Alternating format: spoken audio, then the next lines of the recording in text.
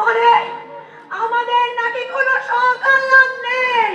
মেয়েদের দুটো কাজ, রান্না করা আর ছেলে পয়দা করা।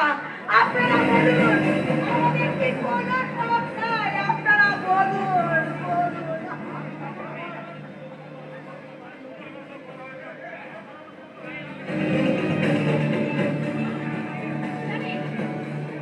অফিস থেকে বাড়ি ফিরছিলাম, হঠাৎ রাস্তাতে স্কুটিটা খারাপ হয়ে গেল। বার স্কুটিটা স্টার্ট করতে লাগলাম, কিছুতেই স্কুটিটা স্টার্ট নিল না।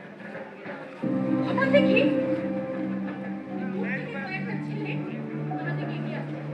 এই, ভালো ছেলে কিন্তু, পিছু, পিছু, এগোবে না কিন্তু, এগোবে না, পিছু, পিছু। হঠাৎ আমার অন্যটাকে বুকের মধ্যে দিয়ে আমাকে টানতে টানতে টানতে টানতে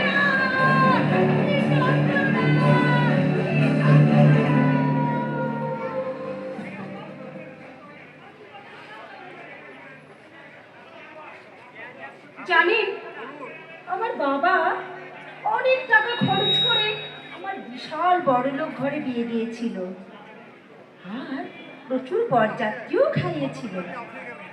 কিন্তু আমার বাবা কাছে ওরা অনেক টাকা পণ নিয়েছিল, কিছু টাকা বাকিও ছিল। জানেন, ওরা আমাকে দিনের পর দিন আর আমার খেতে দিত না। আমি রাত্রে ঘুমোতে পারতাম না।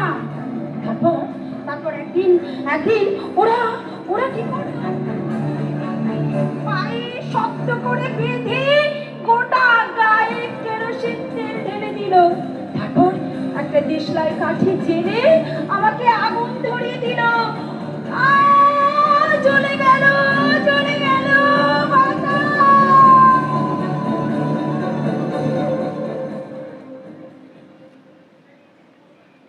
জানেন, আমি এক আদিবাসী মেয়ে, ওই জঙ্গলে আমি পাতা কুড়োই।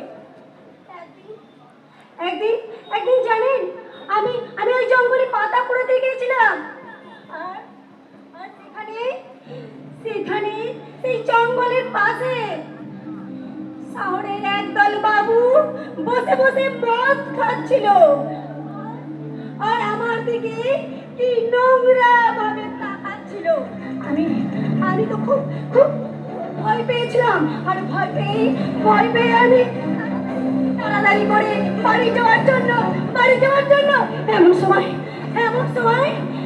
সময় ওরা আমাকে ধরে জোর করে টানতে টানতে ওই জঙ্গলে নিয়ে গিয়ে আমার উপর অত্যাচার শুরু করলো।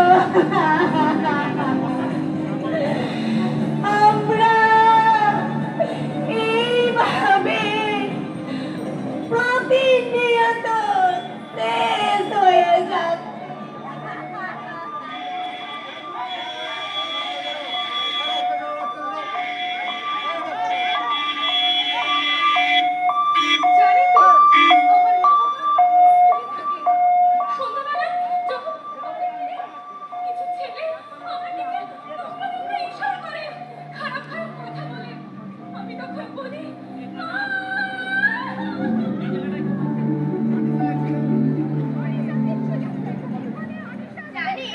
আমি সরকারি হাসপাতালে ডাক্তার হিসেবে জয়েন করেছিলাম, খুব খুশি ছিলাম। জানেন, একদিন জানতে পারলাম যে হাসপাতালে বড় বড় মাথারা মিলে অন্যায় কাজকর্ম করছে।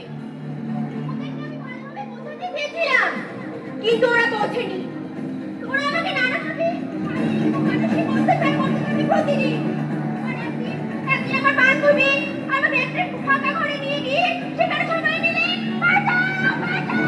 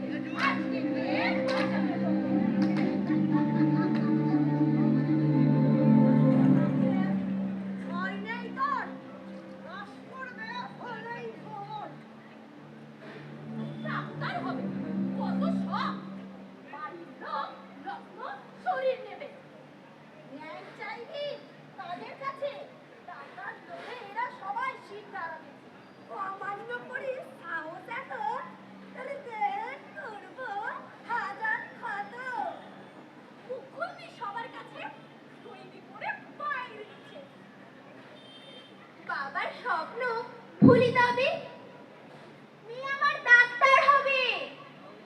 মানব সেবা করতে এসে এই প্রতিদান পেলাম শেষে। বিশ্বাস করে ভুল করেছি, অক্ষমদের বন্ধু ভেবেছি। তোমরা তোমরা তোমরা তোমরা দাও কেন চলো টাকা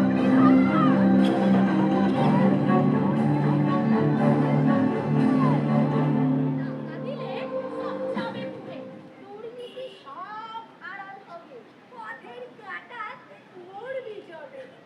ভক্ত তখন শাসিয়েছিলি, কোথায় গেল এখন তোর গলার জোর? তিলোত্তমা জাগবে না, আসবে না আর নতুন ভোর। তিলোত্তমা জাগবে না, আসবে না আর নতুন ভোর। তিলোত্তমা জাগবে না, আসবে না আর নতুন ভোর।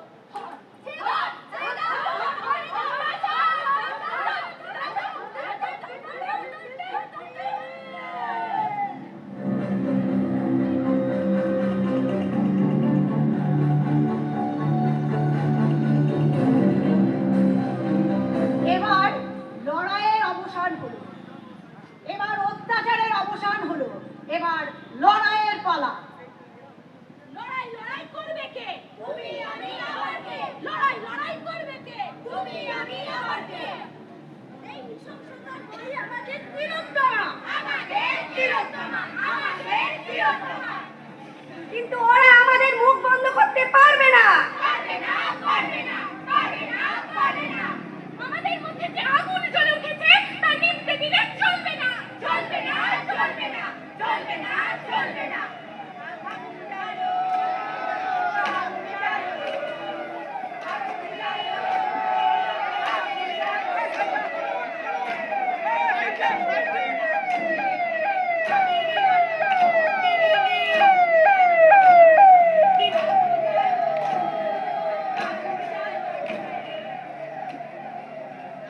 তিলোত্তমা মরেনি, তিলোত্তমা আমাদের সবাইকে জাগিয়ে দিয়ে গেছে। তিলোত্তমা আমাদের শিখিয়ে দিয়ে গেছে, মেয়েদের উপর অত্যাচার হওয়া, যত অত্যাচার হচ্ছে তা আমাদেরকে বন্ধ করতে হবে। দ্বিতীয় আর্যিকর আর হতে দেব না, দেব না, দেব না, দেব না, দেব না। বধূ হত্যা হতে আর দেব না। দেব না, দেব না, দেব না, দেব না। বাল্যবিবাহ আর হতে দেব না, দেব না, দেব না, দেব না, দেব না। লক্ষ্মীপাড়া আর নয়, এবার কালীহাটে খড়গ ধরবো আমরা। এবার হাতা খুন্তি ছেড়ে ধরবো অস্ত্র। আমাদের ওড়না হবে ওদের গলার ফাঁস, আমাদের কলম হবে ওদের মারণাস্ত্র। অসভ্যতা করলে বসিয়ে দেব এক থাপ্পড়। ওদের লালসার চোখে ছিটিয়ে দেব লঙ্কার গুঁড়ো। সমাজ আজ মলিন কেন? রক্ত চোখে মশাল চালো, এভাবে